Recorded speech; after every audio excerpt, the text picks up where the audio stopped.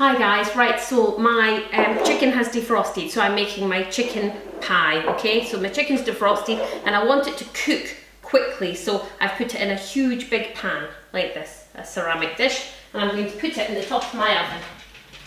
And that should cook, I would say, in about 20 minutes.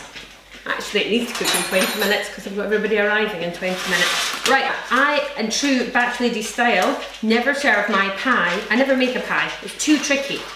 So what I do is, once that comes out and it's cooked, I will serve it with the potatoes and the green beans, and I will serve it with some pastry on the top.